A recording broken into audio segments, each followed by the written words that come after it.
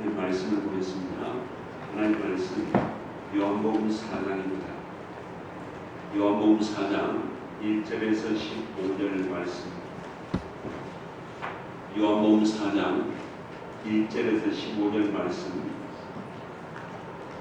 우리 다 같이 한 목소리 읽겠습니다. 예수의 제자를 삼고 세례를 주는 것이 요한보다 많다는 바리새인들이 들은 줄을 주께서 아시니라. 예수께서 친히 세례를 주신 것이 아니요 제자들이 준 것이라. 유대를 떠나서 다시 갈릴리로 가실새 사마리아로 동행하여 하겠는지라. 사마리아에 있는 수가라는 동네에 이르시니 야곱이 그 아들 요셉에게 준 땅이 가깝고 거기 또 야곱의 우물이 있다. 예수께서 행동에 권하여 우물 곁에 그대로 앉으시니 때가 제 6시쯤 되었더라. 사마리아 여자 하나가 물을 길러 왔으며 예수께서 물을 좀 달라 하시니 이는 제자들이 먹을 것을 사러 동네에 들어갔음이라. 사마리아 여자가 가로되 당신은 유대인으로서 어찌하여 사마리아 여자 나에게 물을 달라 하니까 하니 이는 유대인이 사마리아인과 상관없지 아니하니라. 예수께서 대답하여 가라사대 내가 만일 하나님의 선물과 또 내게 물 좀 달라는 이가 누구인 줄 알았다면 내가 그에게 구하였을 것이요 그가 생수를 내게 주었으리라. 여자가 그런데 주여 물을 줄 그릇도 없고 이 물은 깊은데 어디서 이 생수를 얻겠사나이까. 우리 조상 야곱이 이 우물을 우리에게 주었고 또 여기서 자기와 자기 아들들과 짐승이 다 먹었으니 당시 야곱보다 더 크니까. 예수께서 대답하여 가라사대 이 물을 먹는 자마다 다시 목마르리니와 내가 주는 물을 먹는 자는 영원히 목마르지 아니하니 나의 주는 물을 그 속에서 영생하도록 솟아나는 샘플이 되리라. 여자가 가라되 주여 이런 물을 내게 주사 목마르지도 않고 또 여기 물 길러 오지도 않게 하옵소서. 아멘. 1929년 10월에 밝고 명랑한 에바 브라운이라는 소녀가 사진관에서 40살인 아돌프 히틀러를 만나게 됩니다. 친절한 아저씨, 상냥한 아저씨였습니다. 두 사람은 3년 후에 연인 관계로 발전합니다. 20세와 또 23살 차이가 나는 이 43살. 드디어 이 에바 브라운은 이 히틀러를 연인으로 생각합니다. 그러나 히틀러는 뭐냐면은 귀여운 아이, 그냥 놀고 버릴 수 있는 아이, 이렇게 생각합니다. 그래서 이 정치에 전념하고 있는 이 아돌프 히틀러가 에바 브라운을 돌보지 않으니까 에바 브라운이 이제는 권총으로 자기 동맥을 쏩니다. 왼쪽 동맥을 쐈는데 그게 빗나가서 피를 흘립니다. 자살했다는 이 충격이 오니까 히틀러가 에바 브라운, 바쁜 중에도 에바 브라운에 옵니다. 다시 1935년에 이 총통이 되고 전쟁 광이 된 이 아돌프 히틀러가 너무 바쁜 가운데 있다 보니 이 에바 브라운은 자기가 잊혀진 연인, 그늘속인 여인으로, 무관심 속에 있는 여인으로 생각하니까 다시 자살을 시도합니다. 음동 자살을 시도합니다. 바쁜 중에, 전쟁 중에 있는 이 히틀러가 이 에바 브라운에게 돌아오게 됩니다. 제가 여담이지만은 이 에바 브라운하고 히틀러가 지금 나이가 몇 살 차이 나겠습니까? 23살 차이. 그런데 이들이 1945년 4월 30일 날 죽음을, 자살을 앞두고 두 사람이 결혼을 합니다. 가만히 보니까 이 히틀러의 아버지 알로이스 히틀러와 그 엄마 클라라도 23살 차이입니다. 어쨌든 친밀한 사람이 없으면 너무 외로움을 타고 고독함을 느끼고, 또 이 친밀한 사람이 떨어지면 굉장히 불안한 마음을 갖는 사람, 이런 심리를 갖고 있는 사람이 바로 관계 중독에 빠지는 사람이라 이렇게 말합니다. 그래서 이 관계 중독은 그 한 사람이 큰 정신을 쏟고 자기 목숨을 건 거예요. 또 그 사람을 버림당하면 얼마나 그 충격이 크겠습니까? 이게 바로 이제 관계 중독입니다. 오늘 이 본문의 이 수가성 여인은 남편이 몇 명이었습니까? 5명이었습니다. 버림을 받아. 또 남자가 없이는 못 사는 거예요. 뭐 경제적 문제도 있겠죠. 그러나 어떨 때는 내 인생 내가 혼자 살지 할 수도 있어요. 그러나 그 남자에게 끝까지 의존하는 마음, 심리적인 불안, 이게 바로 이 관계 중독에서 오는 현상입니다. 오늘 예수님께서 2000년 전에 왜 수가성 여인 이 사마리아 여인을 만나는가? 예수님이 수가성 여인을 만나는 것이 우연인가 성인가? 또 예수님이 이 수가성 여인을 만나서 무슨 선물을 줬는가? 그 이 수가성 여인은 어떻게 변화됐는가? 이 오늘 본문의 말씀입니다. 오늘 예수님께서는 제자들을 많이 오늘 삼으셨습니다.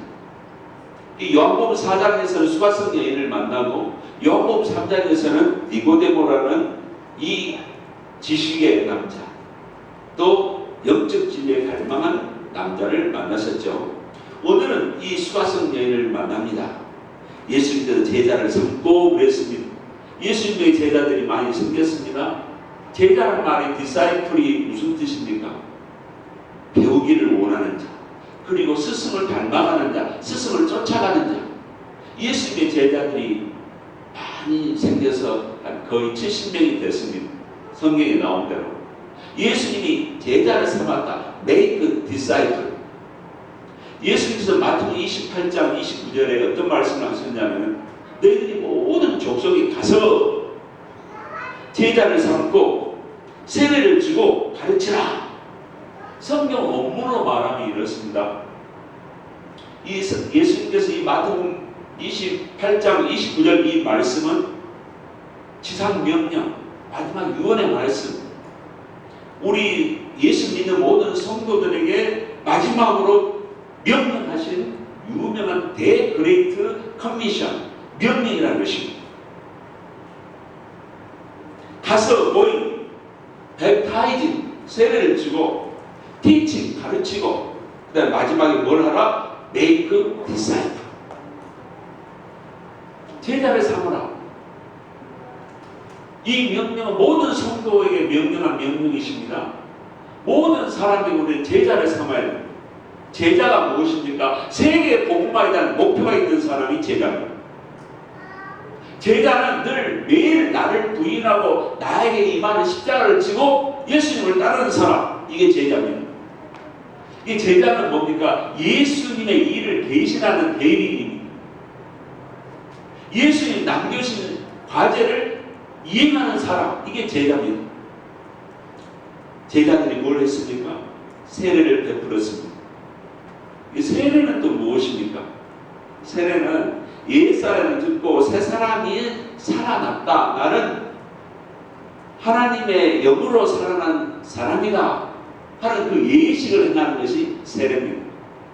이스라엘 백성들이 이집트를 떠날 때 어디를 통과했습니까? 홍해바다를 건넜습니다. 홍해바다를 건너는 것, 이게 바로 세례를 상징한다. 고린도전서 10장입니다.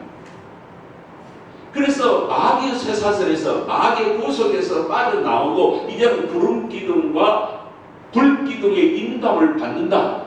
하나님의 그런 백성이 되었다. 이게 바로 세례교인들입니다. 예수님은 세례를 직접 안 주셨습니다. 예수님이 진정으로 바라는 것은 뭡니까? 성령 세례, 불세례. 이것을 성령님을 통해서 각 성도들이 임하기를 원하셨기 때문에 예수님은 각 백성들 직접 세례를 안 주고 제자들의 일을 대신했습니다.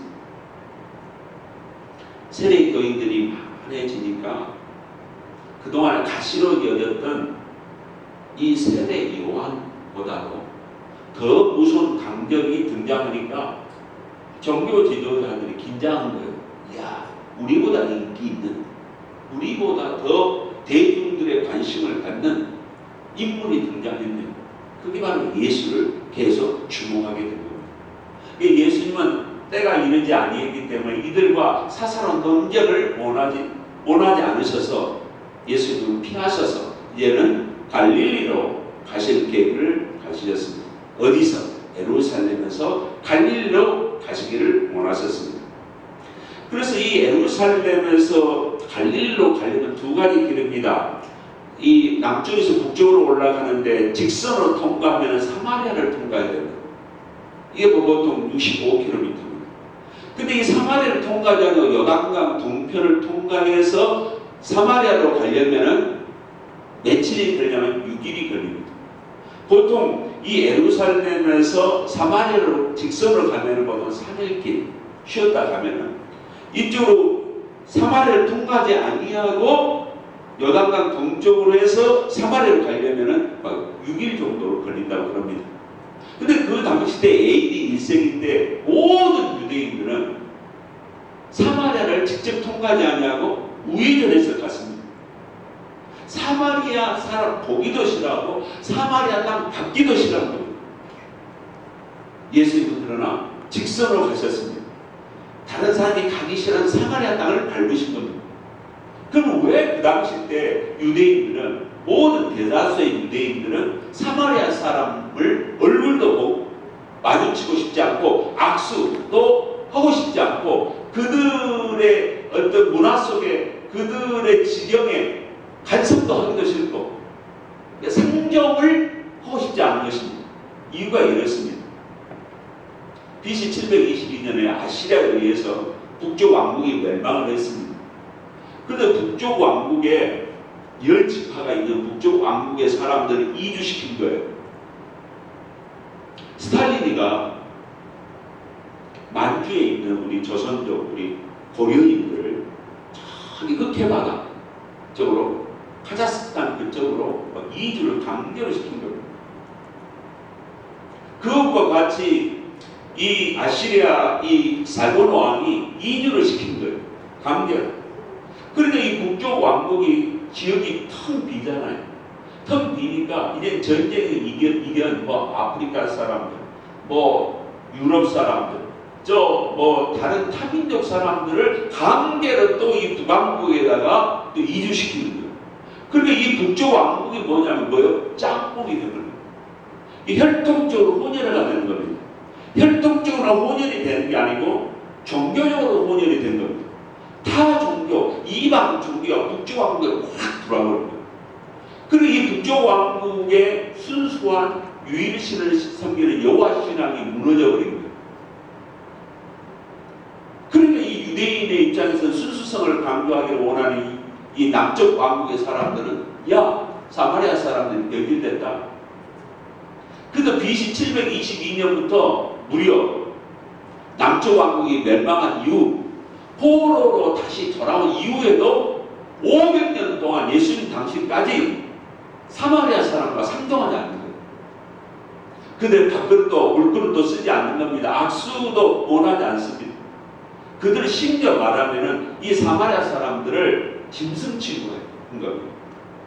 예수님의 복음은 신분을 타파시키는 거고 인종을 타파시키는 거죠. 지역감정을 타파시키는 것입니다. 그래서 예수님께서 뜻이 계셔서 지금 예루살렘에서 사마리아로 갑니다. 오늘 주보에 나온 대로 이 사마리아에 가게 되면은 이 세켐이 있습니다.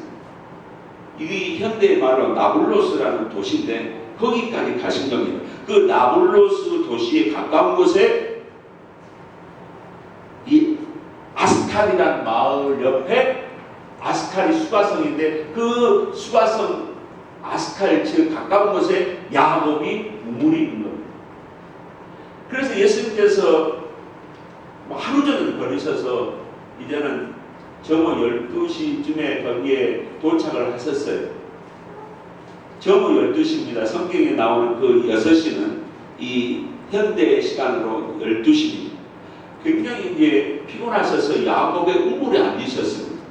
그 야곱의 우물이 뭐냐면 창세기 33장에 20년 만에 야곱이가 쌍둥이 형 에서를 만나잖아요. 에서를 만나고 형이 야 우리가 같이 살자 할 때 아 형님 먼저 가세요 하고는 자기는 세겜 스켐에 가가지고 은 100개를 주고 세겜 족속 하몰에게 그 땅을 삽니다. 그 땅에다 우물을 파버린 거예요. 거기 살려고. 근데 그 우물이 아주 기가 막힌 우물이 돼서 야곱 후손들도 그걸 즐겼고 그 대대로 자손 대대로 물려주는 유명한 우물이 된 겁니다. 지금은 그리스 정교의 성당이 그 야곱 우물터에 세워졌습니다. 공식적으로 1966년에 그 우물이 완전히 이제 개발이 된 겁니다. 역사적으로 그게 이제 많은 건물이 지었다 부서졌다 하다가 그래서 답사를 해보니까 야곱의 우물을 이 깊이를 측정해보니까 32m가 된다고 합니다.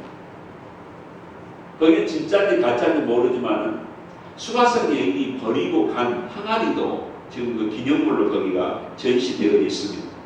예수님께서 야곱의 우물 곁에 앉아 계셨습니다. 그 순간에 사마리아 여인이 다가온 겁니다. 이 팔레스타인은 낮 12시 되면 다 짐 쓰이고 사람도 잠을 자는 시간이라고 합니다. 근데 그 여인이 사람들을 피해서 온 겁니다.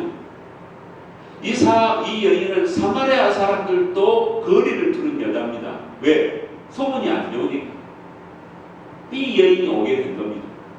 여기서 보면 우리가 하나님의 섭리, 요셉이 팔릴 때도 미디안 상인이 지나갔을 때 요셉이를 구출했습니다. 예수님 안에는 우연이라는 게 없습니다. 하나님의 섭리 속에 있습니다. 예수님께서 지금 이 사마리아 여인을 기다리신 겁니다. 이 여인을 만날 시간 타이밍을 쥐고 계신 거예요. 예수님의 플랜 속에는 이 여인을 꼭 만나야 됩니다. 그래서 이 여인이 물 항아리를 지고 다가왔습니다. 이 여인은 자신의 수치심과 공허함과 인생의 허무감이라는 이 수렁 속에 빠져 있었기 때문에 진리를 삼하고 하나님의 은혜를 갈망한 상태에 있는 여인이었습니다. 이 여인이 예수님이 기다리고 계신지를 몰랐습니다. 저는 이 사마리아 여인이 예수님을 만나게 된 그 근본적인 동기가 뭐냐면은 은혜를 사모했다는 거예요. 우리가요 진리를 사모하고 말씀을 사모하고 주님 뜻대로 살기를 사모하면은 거기에 맞도록 하나님이 환경적으로 역사한다는 겁니다. 이게 주님이 주시는 기프트입니다. 하나님이 우리에게 감춰진 복을 삶 속에 그 나라와 그를 여러분들이 구하기 임하시면은 주님의 보너스 기프트가 옵니다. 건강 기프트가 옵니다. 지혜의 기프트가 옵니다. 물질의 기프트가 옵니다. 중심이 뭡니까? 나는 하나님의 뜻대로 살기를 원합니다. 하나님 나라를 위해서 살기를 원합니다는 열망을 우리가 품기만 사마리아 여인이 이 불행한 여인이 왜 예수님을 만났습니까? 주님 나는 좀 절망에 있는 상태에 있습니다. 주님이 찾아오지 않으면 저는 죽을 수밖에 없어요. 저는 어떤 남자에도 만족이 없습니다. 이제는 하나님 외에는 진리 외에는 만족함이 없다고 저는 생각하기 때문에 여기에서 저는 승부를 걸겠습니다. 이 마음이 있었지 않겠습니까? 그렇기 때문에 예수님이 이 사마리아 여인을 아시고 만나러 오신 것입니다. 그런데 예수님께서 이 여인에게 그 대화의 접촉점을 찾으시기 위해서 뭐라고 먼저 말을 것입니까? 여인이여 나에게 물을 달라. 물 좀 달라. 지금 예수님 물을 못 잡수고 계세요. 왜? 두리방이 없기 때문에. 이 여인에게 이 두리방을 가져와서 물을 붓겠죠. 물을 달라 이 말은 너 사마리아 여인들하고는 악수도 하지 않는다고 말씀을 드렸는데 내가 당신 여인 네가 사용하고 있는 물그릇까지도 같이 나는 공유하기를 원한다는 뜻입니다. 이게 얼마나 파격적인 말입니까? 아니 억양을 들어보니까 유대 사람인데 또 남자인데 비범하지 않는 남자라는 느낌이 오는데 이 남자가 자기의 물을 달라 하고 또 물그릇을 같이 쓴다고 하니까 이게 참 이게 희한한 일 아닙니까? 너무 언제 밀려온 것입니다. 그래서 이 여인이 뭐라고 말합니까? 사마리아 여자가 이르되 당신은 유대인으로서 어찌하여 사마리아 여자인 나에게 물을 달라 하나이까? 우리는 당신들이 우리를 개치고하지 않습니까? 이렇게 반문합니다. 그런데 예수님은 대화가 된 거죠. 왜 이 여자가 이 반응을 보였습니까? 상대에 대해서 리스펙트가 우리가 하게 되고요. 존중하게 되고요. 그 인격과 영혼을 귀중하게 여기게 되고요. 또 나는 당신의 어떤 허물과 단점을 난 다 감사할 수 있습니다는 이 마음 자세를 가지게 되면은 상대가 그때 마음을 엽니다. 우리 아내들이 남편을 꽉 잡을 수 있는 비법이 뭡니까? 남편을 존경하면은 남자는 흐뭇을 해주는 겁니다. 누구 손에? 여자 말과 손에 항문해줍니다. 이게 남자의 약점입니다. 여자의 약점이 뭡니까? 남편이 입에서 나는 이 세상 어떤 여자보다도 당신 제일 이뻐. 난 누구보다 나는 당신을 제일 목숨 바쳐 내가 당신을 사랑해. 이게 여자를 포로로 잡을 수 있는 비법 아닙니까? 우리가 세상에 나가서도 사람들 어떤 사람을 좋아합니까? 자기를 귀하게 여기는 사람 다 좋아합니다. 이게 예수님 우리에게 자꾸 겸손하라는 게 뭐냐면은 겸손의 영이 와야 예수님이 나에게 와야 상대를 우리가 존중합니다. 이게 그리스도인들이 뭐 억지로 겸손이 아니라 내가 예수님 사랑 때문에 예수님의 명령 때문에 내가 상대를 존중한다. 아마 그 우물가에 온 여인은 화장발도 받지 않았을 것이고 건강도 안 좋았을 거예요. 사람들의 고립되어 있어요. 그동안에 버림을 당했기 때문에 얼마나 가슴이 뭉개졌겠습니까? 그런데 그는 자기에게 정말 예의 바르고 정중하고 자기 영혼을 사랑하는 말로 여인이여 나에게 물을 좀 주세요. 이 표현 속에서 이 여인이 벌써 쫙 느꼈지 않겠습니까? 예수님께서는 대답합니다. 그리고 이 여인에게 설명합니다. 내가 이 세 가지 선물을 내가 당신에게 소개하겠습니다. 그게 선물이 뭐냐면 하나님이 주신 선물과 예수님과 세 번째는 뭐냐면은 생수에 대해서 예수님이 설명에 들어가시게 되신 것입니다. 예수께서 대답하여 이르시되 내가 만일 하나님의 선물과 그랬습니다. 하나님이 인간에 준 선물이 뭡니까? 영생의 선물입니다. 로마서 6장 23절 죄의 대가는 죽음이고 하나님이 주신 선물은 영원한 생명이다. 그 영원한 생명에 예수가 와야만이 영원한 생명을 얻죠. 두 번째로 하나님이 우리 인간에 주신 선물이 뭐냐? 믿음입니다. 믿음이 있어야만이 구원을 얻습니다. 에베소서 2장 8절입니다. 이게 선물이라 우리는 믿음이 왔기 때문에 믿음의 선물을 받았기 때문에 예수님을 믿게 되므로 십자가에 부활하신 예수님을 내가 믿게 되므로 구원을 얻습니다. 세 번째 선물이 어떤 선물이냐면은 잠언 19장 14절에 집과 재물은 조상들에게서 상속받거니와 분별 있는 아내는 주께로부터 오느니라. 분별 있는 아내. 제갈공명이 얼마나 뛰어납니까? 제갈공명이 공부를 많이 했습니다. 천문학, 지리학, 무술 다 공부했습니다. 근데 이 제갈공명이 누구하고 결혼했느냐? 스승의 딸과 결혼합니다. 근데 이 스승의 딸은 아주 얼굴이 뛰어나지 못합니다. 그러나 이 여인에게는 뭐가 있냐? 분별 능력, 지혜 능력. 그리 이 제갈공명이 뛰어난 이 제갈공명이 그 딸에게 빠지는 거예요. 우리는 예수님에게 인기 있는 성도가 되어야 됩니다. 예수님의 관심을 받고 예수님의 신부로서 신랑이 나를 가치 있게 여기는 신부가 돼야 되는 거예요. 제대로 신부 되지 못하도록 세상 유혹이 참 많이 오지요, 우리에게. 하나님 주신 선물, 이 세 가지입니다. 두 번째, 이 세 가지 선물을 하나님의 선물, 이것을 이 여인에게 소개합니다. 우리는 선물을 이미 받은 사람입니다. 그래서 우리는 이 선물을 세상 사람들에게 소개를 할 때 우리는 자신있게 선물해야 됩니다. 제가 이 마트에 가게 되고 우리 성도 마트에 가게 되면 그 직원이 그 물건에 대해서, 제품에 대해서 가장 이것이 기능이 이렇게 뛰어나고 가격은 다른 제품에서 이렇게 비교가 있고, 그리고 이것을 수명이 얼마나 되면 우리가 어떤 유익을 줍니다 하고 제대로 분명하게 자신있게 설명하면 그 절본의 설명에 의해서 우리는 그 물건을 구입하는 그 동기가 확 일어납니다. 제가 이런 상상을 해봤습니다. 오늘 우리가 예배 끝나고 다 전도지 가지고 마켓 앞에 다 가서 우리가 전도를 한번 해봅시다 할 때 자신있게 전도지를 돌릴 수 있는 성도가 누구겠는가?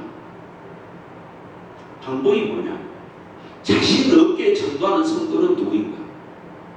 자신 없게 전도하면 뭐냐면 자꾸 비교하는 겁니다. 아, 나는 저 아주머니보다 나는 더 외모적으로 뛰어나지 못하는데, 아, 나는 저 아저씨보다 더 공부를 못하는 것 같은데, 아, 저 아저씨는 옷들이 번쩍번쩍은 나는 옷이 약한데, 이런 뭐예요? 전도가 되겠습니까? 전도할 수가 없어요. 벌써 마귀가 주는 이 사탄의 유혹에 넘어가지고 자꾸 열등감 때문에 이 전도지를 제대로 못 돌릴 겁니다. 내 안에 질그릇 속에 보배이신 예수 그리스도를 담고 있으면 얼마나 부자입니까? 누가 앞으로 평가가 더 좋겠습니까? 예수 그리스도를 풍성히 안고 있는 성도가 가장 가치 있는 성도입니다. 이 자부심과 자긍심이 있는 성도는 전도지를 자신 있게 전할 수 있습니다. 내 안에 계신 예수 그리스도를 귀하게 여기는 성도, 내 안에 계신 예수 그리스도를 신랑을 가장 가치 있게 여기는 성도만이 자신 있게 복음을 전할 수가 있다는 것입니다. 우리는 영혼을 전도하기 위해서 기도 먼저 해야죠. 그리고 자신 있게 전도해야 돼요. 왜? 이은영 교수님의 딸 이민아 변호사님이 결국은 목사가 됐습니다. 이민아 목사님 변호사가 이화여대 3년 만에 졸업하고 미국에 가서도 변호사가 됐습니다. 얼마나 머리가 좋은지 모릅니다. 그런데 3년 동안 이민아 이 변호사를 전도하신 분이 계십니다. 나중에 전화 오기만 하면 끊어버립니다. 우리 성경공방 오세요. 우리 교회 한번 오세요. 3년 동안 전도했습니다. 그래도 무시하고 끊어버립니다. 야, 예수쟁이들 나보다 더 공부 못하지, 나보다 더 못 살지. 예수쟁이들 배울 만 하나도 없는 거예요. 이민아 변호사 이 머릿속에. 그런데 이게 뭐 어떻게 하세요? 민주당에 누굽니까? 김한길. 거기서 첫 번째 이혼했죠. 두 번째 또 어떻게 됩니까? 장 변호사인가 그분하고 또 이혼했다. 그거 어떻게 된 거예요? 절망, 낙심, 죽고 싶은 마음. 할 때 제일 생각난 사람이 누구예요? 3년 동안 자기를 전도했던, 자기가 무시한 그 여자, 목소리만 들어도 전화를 무조건 끊어버렸던 그 여자 집사님에게 드디어 전화를 거는 거 아닙니까? 이게 전도의 역사입니다. 그래서 그 이민아 그 변호사가 결국에는 여자 목사까지 하게 된 겁니다. 우리에게 전도라는 것은 한 영혼을 사랑하는 인내의 경주인 것 같습니다. 그 다음에 예수님이 자기를 소개합니다. 물 좀 달라는 이가 누구인 줄 알았다면 너는 그 사람에게 구하였을 것이다. 예수님은 육체로 오신 하나님이십니다. 근데 이 땅에 오신 아기 예수, 성령으로 오신 아기 하나님을 우리는 믿습니다. 그러나 삶 속에는 육체로 오신 말씀이신 그분이 이 땅에 오신 것을 우리는 신뢰하지 않고 살아요. 잊어버리고 살아요.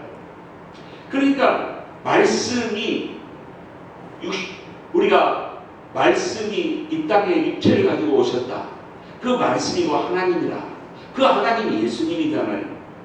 그 로고스가 어디가 있었습니까? 영혼 세계에 계셨습니다. 그래서 물질 세계, 인간 세계로 와야 되는데 어떻게 됩니까? 영이, 말씀이 성령의 영으로 이 땅에 마리아의 몸을 빌려서 태어나십니다. 그런데 그 예수 그리스도를 성자 하나님으로 인정하지 않는 이 자체가 뭐예요? 마귀가 주는 생각입니다. 이게 삼위일체 하나님을 믿지 않냐면은 이 기독교 신앙은 기초가 안 된 겁니다. 기독교 신앙은 삼위일체 하나님부터 믿어야 성부, 성자, 성령이 역사하는 거예요. 그래서 이 여자가 결국에는 묻습니다. 당신이 야곱의 우물을 만드신 야곱보다 큽니까? 예수님은 야곱도 만들고 아브라함도 만들고 아담도 만든 삼위일체 창조사에게 참여하신 분이 예수님입니다. 우리 이걸 잃어버리면 안 됩니다. 예수님은 물을 달란 이가 누군 줄 알면 그 사람에게 너는 생수를 요청했을 것이다. 그러면 생수가 무엇이냐? 요한복음 7장 38절과 39절에 나를 믿는 자는 성경의 이름과 같이 그 배에서 생수의 강이 흘러 나리라 하시니 이는 그를 믿는 자들이 받을 성령을 가리켜 말씀하신 것입니다. 믿으면은 생물이 와요. 그 생물이 뭡니까? 생명수의 강을 뿜을 수 있는 생물이 오게 된 겁니다. 이 아마존의 강은요, 하루에 1초에 3,400리터에서부터 1억 2천만 리터의 양을 쏟아붓는데요. 그 근원이 어디냐? 안데스 산맥에서. 아마존 강을 보면 정말 바다와 같습니다. 광활한 이 강이 물을 쏟아내는 거예요. 이 아마존 강이. 근원이 안데스 산맥입니다. 예수님이 뭐냐면 너희들 어디서? 배에서 생수의 강이 흘러나온대요. 이 생수의 강이 바로 성령이라는 겁니다. 근데 우리는 이것을 마시고 이것을 음미하고 즐기지를 못하는 게 우리 저와 여러분의 지금 신앙의 자세, 요 위치입니다. 여자도 물질적인 물이 아니고 영원한 생수를 이해를 못하고 있고, 우리 그리스도인들이 뭐냐면은 내 안에 계신 샘물로 오신 그 예수님, 그리고 요청하면은 여기서 쏟아 나오는 이 생수를 즐겁게 마시고 있지 못하다는 겁니다. 생수가 영생에 이르는 물입니다. 목마름의 갈증을 해결한 물입니다. 신선한 물입니다. 예수께서 대답을 이르시되 이 물, 야곱의 물을 마시는 자마다, 야곱의 물이 아무리 알프스 산맥에서 나오는 생수처럼 달콤하고 맛있고 신선하지만, 야곱의 우물이 깨끗하고 맛있지만 이 세상 물을 먹는 자들마다 다시 목마르느니와 내가 주는 물을 마시는 자는 목마르지 아니한다. 우리가 부귀가 주는 꿀물이든 정욕에 썩은 물이든 알칼리 이온수이든 간에 이 세상에 주는 물은 목이 마르게 되어 있습니다. 정욕의 우물을 계속합니다. 그동안에 이 수가성 여인은 다 이 답답함과 공허함이 어린 시절에 우리 엄마 아빠로부터 사랑받지 못한 내가 애정결핍인가? 그러다 보면 사랑을 의존하는 거예요. 사람의 목을 매는 거예요. 이 결핍을 아버지에게 받지 못한, 엄마에게 받지 못한 이 결핍을 내 배우자에게 계속 달라고 하는 거예요. 아내에게 엄마 너 역할을 해서 나를 좀 채워줘. 남편을 만나서 당신이 좀 아버지 역할까지 해가지고 나를 좀 채워줘. 이게 무의식 속에 있는 거예요. 이걸 계속 갈망하는 거예요. 이게 의존성입니다. 이 세상에 자상한 아버지처럼 착한 엄마처럼 생명수를 늘 주고 품에 안아주고 위로해주고 격려해주는 엄마 아버지는 없습니다. 이게 인간의 한계성 아닙니까? 그러니까 이 김진미가 대학 교수와도 결혼해보고 젊은 가수하고도 결혼해보고 미나 영화배우도 결혼해보고 한 결정적인 마지막 말이 뭐냐?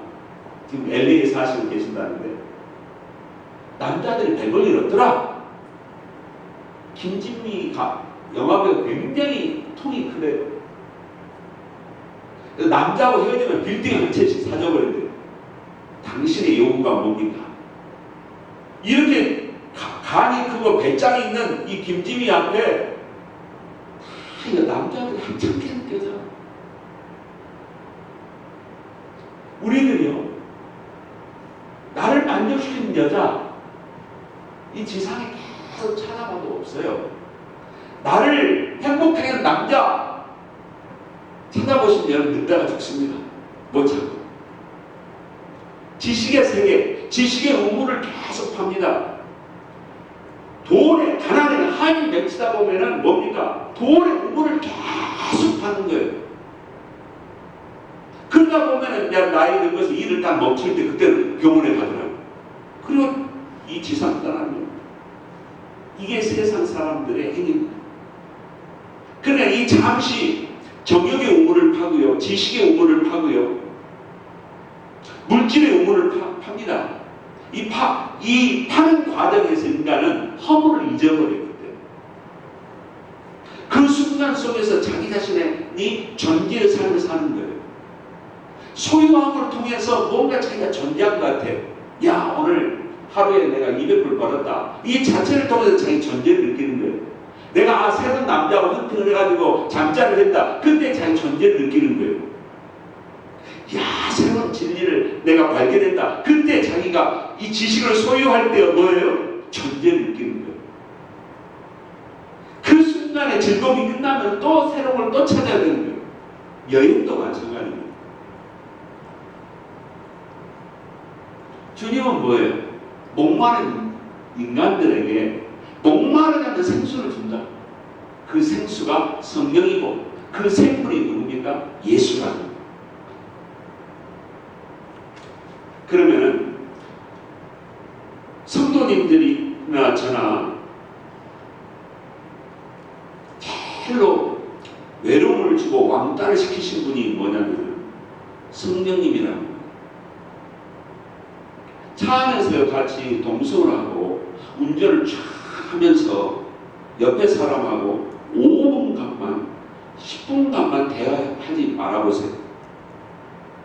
상대에게 대화하지 않고 내가 10분간 운전하면 뭡니까? 상대가 굉장히 불쾌합니다. 이 양반이 자기 세계에 빠졌나? 나에게 말을 안 걸어.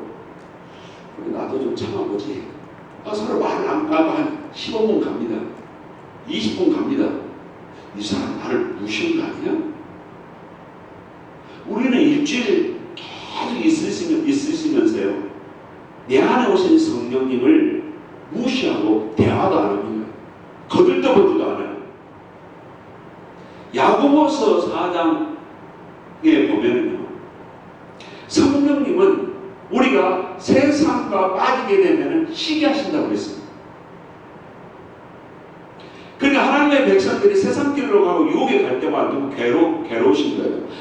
이 예수 그리스도인들이 세상에 빠지면 시기가 나는 거예요. 그래서 성령님의 인격, 감정을 나타내는 겁니다. 성령 하나님은 인격의 하나님이라는 겁니다. 감정이 있는 거예요. 자, 전화 성도님이 기도 응답을 받으려면 누구에게 기도합니까? 하나님 아버지. 기도는 예수님의 이름으로 기도드립니다. 기도합니다. 기도의 응답이 성부 하나님과 성자 하나님도 옵니다.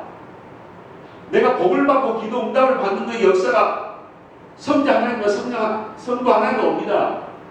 그 우리의 무기, 우리의 매개, 우리는 뭘 이용하는 겁니까? 성령님을 의지하는 거예요. 성령님이 도와주셔야 기도가 올라가는 거예요. 근데 우리는 성령님을 의존하고 성령님을 대화하지 않는 거예요. 성령님 도와주세요. 성령님이 역사해 주세요. 내가 지금 예수님과 이 대화할 때 성령님이 역사하는 겁니다. 우리는 삶 속에서 예수님과 대화 안 해요. 성령님과 대화 안 하는 겁니다. 내가 내 역을 가지고 성령님을 의지해서 예수님과 기도하는데 나는 예수님과 기도하지 않기 때문에 성령님을 이용하지 않고 있다는 겁니다. 성령님을 꽉 창고 속에 넣어놓고 일주일 내내 만나지도 않는 거예요. 이게 우리 그리스도의 삶이라는 거예요. 그런데 우리 삶이 뭐냐면 생수가 안 나오는 거예요. 우리 안에. 신선한 생수, 맛있는 생수, 언제나 내 안에 계셔서 말만 하면 쏟아 나오는 이 생수를 나는 이용 못하고 있는 거예요. 수도꼭지가 틀리기만 하면은 내가 예수님만 생각하고 대화만 하기만 하면은 이 쏟아져 나오는 성령님의 역사를 내가 체험하지 못하고 있다는 거예요.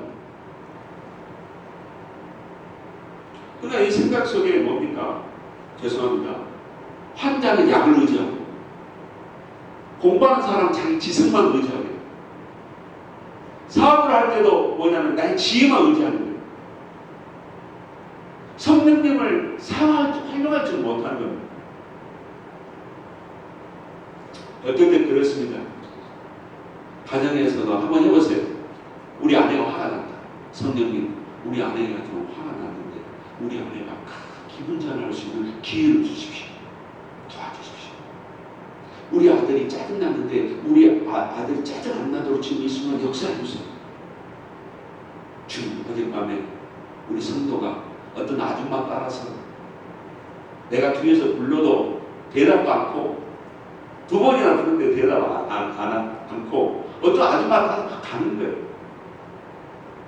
그래서 제가 새벽에 그 꿈을 꾸고 나서 낮에도 그 생각이 나가지고 무릎을 꿇고 기도하면 하나님 아버지 세상 여기에 빠지지 않게 해주세요. 주님 도와주세요. 저는 쫓아가서 또 전화로 할까 말까 수화기를 들었다 놨다 하다가 내가 주님을 의지합니다. 주님이 역사해 주세요. 여러분 자식을 군대 보내고 타지에 보낼 때 어떻게 우리가 쫓아가서 관리합니까? 주님 도와주세요. 그 장소에 죄악 장소에 들어가지 않게 해주세요. 이게 성령님을 의지하는 거예요. 여자가 이르되 주여 그런 분을 내게 주사 목마르지도 않고 또 여기 물길로 오지도 않게 하옵소서. 드디어 여자가 호기심이 발동합니다. 이 우리 안에 생물을 얻기 위해서는 우리가 예수님이 오셔야 되죠. 그러니까 요한계시록 21장 6절에 또 내게 이르시되 다 이루어졌도다. 나는 알파요 오메가요 시작과 끝이라. 내가 목마른 자에게 생명수의 샘에서 값없이 주리라. 성령과 신부가 말씀하기를 오라 하시는도다. 듣는 자도 오라 할 것이요 목마른 자도 올 것이요 또 누구든지 원하는 자는 값없이 생명수를 취하라 하시더라. 요한계시록 22장 17절입니다. 예수님을 초청하면은 예수님이 오시는 겁니다. 불신자는 예수님을 초청해야 돼요. 그래야 샘물이 여기에 배에 샘물이 픽스가 되는 거예요. 그런데 우리가 신앙생활을 할 때도 저나 여러분이나 샘물을 가져서 갈증을 해결할 때도 얼마나 많이 있었습니까? 그런데도 또 갈증나는 거예요. 그 갈증날 때가 언제 갈증나느냐? 생수를 예수님을 마시고 즐기면서도 뭐예요? 우리는 또 세상에 있는 짠물, 단물, 향료가 들어있는 음료수를 마시는 겁니다. 향료가 들어있는 음료수가 맛있어서 이걸 마시다 보면 어떻습니까? 계속 마시게 되는 거예요. 콜라를 먹으면 갈증난다. 콜라를 먹으면 더 계속 당기는 거예요. 마약이 좋고 도박이 좋고 세상이 좋으면 뭔가 계속 더 많으냐, 더 많은 쾌락, 더 많은 즐거움. 만족이 없어요. 만족이. 그러다 보면 어떻습니까? 육체가 죽습니다. 육체가 죽음과 동시에 어떻습니까? 영혼은 치료되지 못하고 순간으로 그러니까 정윤이 아들이 USC 3학년인데 급성 심장병으로 죽어버렸어요. 자기 아버지가 USC 대학을 나왔는데 자기 아버지가 건축하신 분이요. 유명한 왕년의 스타 정윤이 아들이 3학년 때 죽어버리고 갑작스럽게 이머니지에 갔는데 그게 뭐냐면 마약이었어요. 마약이니까 급성 쇼크가 와버린 거예요. 마약을 적당히 한 게 아니라 많이 하기 때문에 급성으로 와버린 겁니다. 쇼크가. 죽은 거예요. 이게 우리들이 생수만 마셔야 됩니다. 짠물, 단물, 쓴물, 달콤한 콜라, 염증인 것을 말씀드린 겁니다. 이걸 마시게 되면 어떻게 됩니까? 또 갈증 나는 거예요. 결국에 생수를 무시해버린 거예요. 우리 인간에는 목마름이 있습니다. 그게 바로 욕망입니다. 우리는 예수님에게 뭘 배우셔야 되냐면 예수님은 인간들이 자기를 왕으로 삼을 때도 산으로 떠나버리셨습니다. 피해버리신 것입니다. 세상이 주는 영광, 세상이 주는 기쁨을 버리신 거예요. 로마서 15장 3절에 그리스도께서 자기를 기쁘게 하지 않으셨느니라.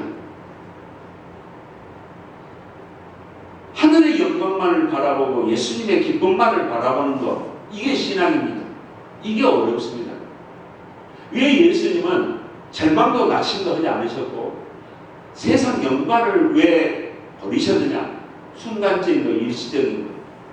부패한 인간이 추앙하고 부패한 타락한 영혼들이 자기 목적과 이익 때문에 올리는 그 신념들을 다 아셨기 때문에 예수님은 사람으로도 오는 칭찬과 영광을 거부했다는 겁니다. 오늘 우리는 말씀을 한번 정리해 보겠습니다. 사마리아 여자는 남자 우물을 팠습니다. 결국 만족이 없었습니다. 우리는 믿음으로 예수님이 주는 우물을 사야 됩니다. 받아야 됩니다. 그리고 믿음으로 생수를 마셔야 됩니다. 야고비가 우물 한번 잘 파니까 그 우물이 후손에게, 지금 관광하는 사람들에게 좋은 유익을 주고 있습니다. 우리는 믿음의 생수를 마시면 어떻게 되냐, 인생이 나를 위한 우물을 파는 것이 아니라 주님을 위한 우물을 파게 됩니다. 그래서 나는 주님을 위한 우물을 남겨둬야 됩니다. 이 세상을 떠나기 전에.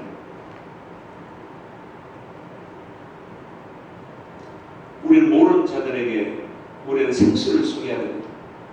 나는 생수를 공급하는 배달매인 자 됩니다. 그리고 나는 생수만 마셔야 됩니다. 삶의 현장에서 얼마나 유혹이 옵니까? 지금 미국이 풍요 속에서 전부 다 지금 주의를 잃어버리고 하고 있어요. 예배는 하나님에게 최상에 드리는 하나님께 드리는 정성입니다. 겸손입니다. 하나님과 만나는 이 약속의 시간을 가장 최선을 다하고 하나님 앞에 공경의 이 표시, 나에게 선물을 준 그분의 감사한 표시가 이 예배입니다. 미국이 유럽이 예배를 무시하기 때문에 죽어가 버린 겁니다. 언제 영혼이 삽니까? 이 예배 때만 영혼이 살 수 있습니다. 진정한 영혼이 사는 것입니다. 목마름이 올 때마다 우리는 목마른 사슴처럼 시원한 물, 더 풍성한 물, 새로운 물을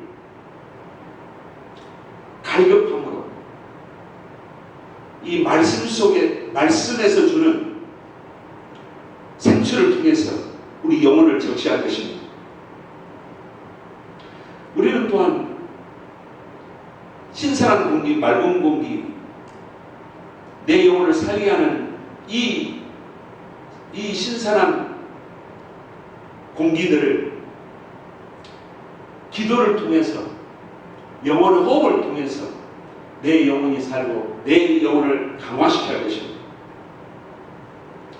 비전과 벅찬 감동, 열정은 찬양의 생수를 마시고 우리 안에서 열정과 비전과 하나님을 향한 나의 이 표현들이, 사랑의 표현들이 나타내는 것입니다. 우리가 기도의 생수를 마시고 말씀의 생수를 마시고 찬양의 생수를 마시셔서 성령의 영이 내 안에 충만히 임하도록 우리가 이 생수를 잘 활용하시는 우리 성도님들이 되시기를 주 예수의 이름으로 축원합니다. 기도하겠습니다. 하나님 아버지, 우리에게 선물로 찾아오신 예수님, 그리고 요청할 때마다 나에게 성령의 영을 통해서 어둠 속에서 빛을 주시고 고난 속에서 해결책을 허락하여 주시고 답답한 속에서 위로를 허락하시고 늘 나에게 생수를 공급해 주시고 지혜가 부족할 때 지혜를 주시고 가고자 할 때 가는 길을 인도하시고 누리고자 하는 것을 제공하여 주시는 그 성령님을 의지하고 성령님을 활용하고 성령님과 동행함으로 저희들이 늘 생수만을 마시는 영혼의 소유자 되기를 원합니다. 지혜로운 자 되기를 원합니다. 이러한 복이 계속되기를 원합니다. 하나님 아버지, 생수를 소개하는 자들이 되기를 원합니다. 이 생수 속에서 내 영혼이 강해지기를 원합니다. 성령님이여, 한 주간 삶 속에도 생수를 마시고 생수를 제공하는 생수맨들이 되게 하여 주시옵소서. 예수님의 이름으로